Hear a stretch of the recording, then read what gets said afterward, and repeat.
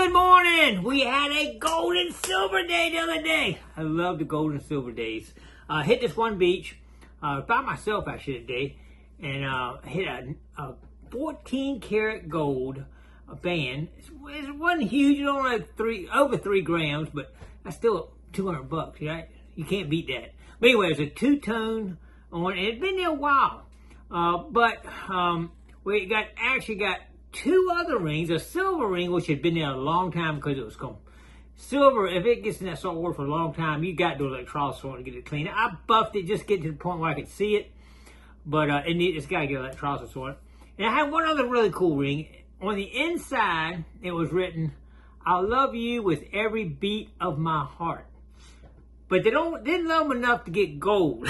Because I think it was stainless steel or something, gold plate was etched in it, but it was kind of a cool little ring. Actually, on the outside, it had faith, God, and some other stuff on it. But pretty cool ring, but it wasn't gold. We want gold.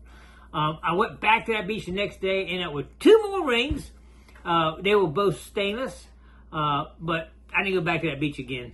But anyway, I had another beach. I got a call about a lost gold ring, and I went to it. It's somewhere you wouldn't even think about going. It was a little tiny beach that few people go to, I think. But anyway, I went there and recovered a gold ring here a few weeks ago. But then I said, you know what? If one person lost a gold ring there, maybe somebody else lost something there.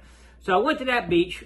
I maybe don't want to have detected this beach. But anyway, I did get 1 silver ring out there. I might have to go back and check it again. But people do go to it. It's not like the Virginia Beach when you get crowds going in. But anyway, there was a silver ring in there. So it might be worth going back to that beach again. We got actually 7 rings this week. 1 gold, 2 silver, 3 corrosion resistant, and I think 2 more, or something like that anyway, just junk rings. But yesterday, me and John Boy were hunting the beach. And the beach, I mean, we have to admit, the beach has been sanded in. It's not like you got a bunch of deposits drop stuff every day, but the stuff still turns up. In fact, 2 days ago, John Boy went to the beach. It was 12 detectors down there. It is crazy amount of people detecting. I don't know how it is on your place. Comment below if y'all have seen that lately. But anyway, 12 of them down there. But I know of 2 that did get a gold ring that day. So there is some gold being found. I just want to say that. But anyway, me and John Boy there yesterday, neither one of us got gold at that particular area we were at. I got a junk ring. It was a pretty ring, but it was junk. And John Boy got another junk ring. We got some of the other normal stuff.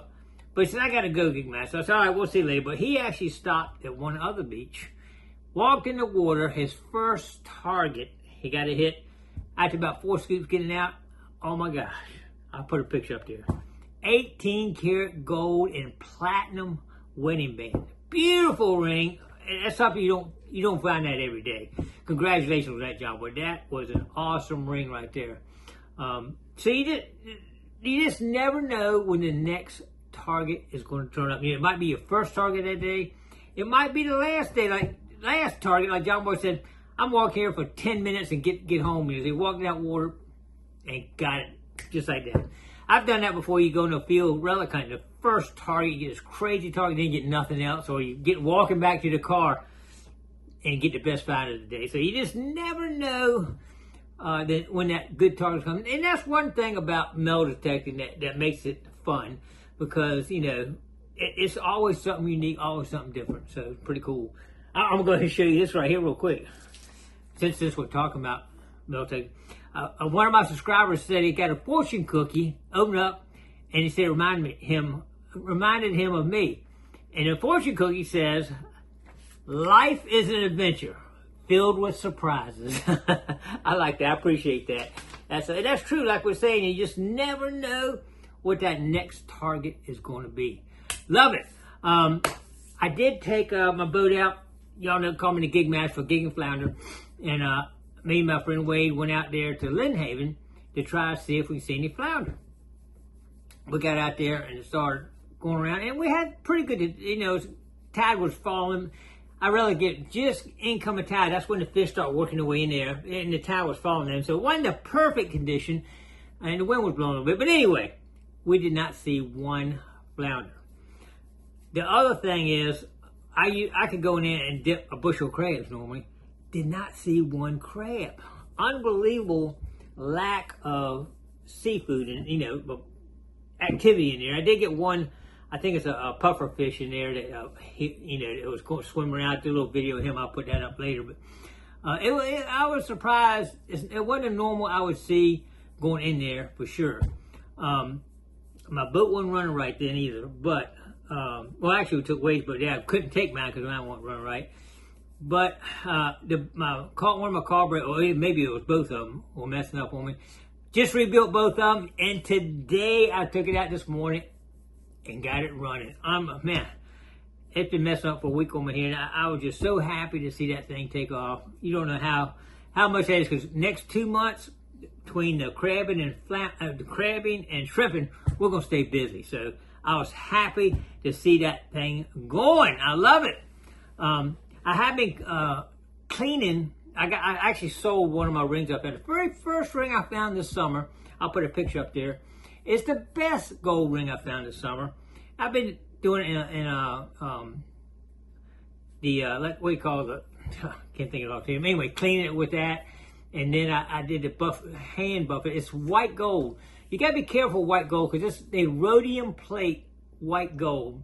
It's actually put into like electrolysis thing and plated with this rhodium, which is a real bright white. And that's how you get white gold.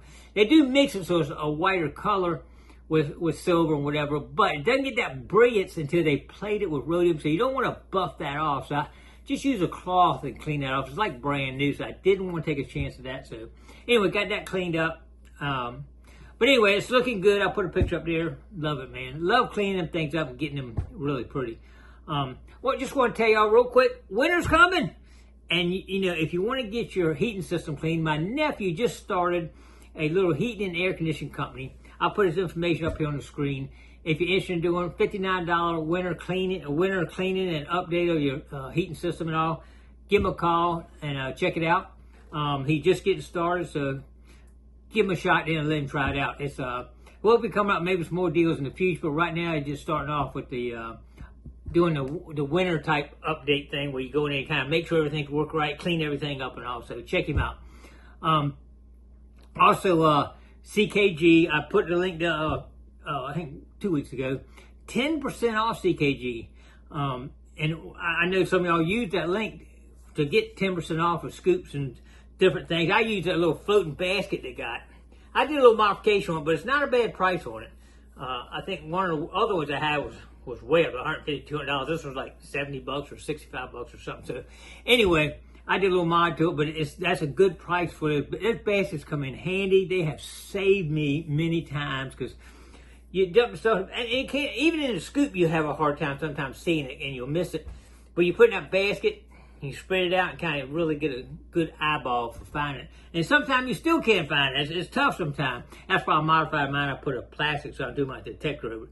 But anyway, it works good with the metal one too. But anyway, I like the way I can put my detector over.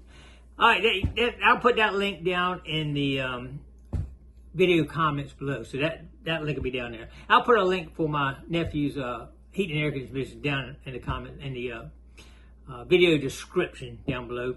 You know, I always tell y'all to send me stuff you find. And George, one of my subscribers, sent me this ring up here. I'll put a picture up there.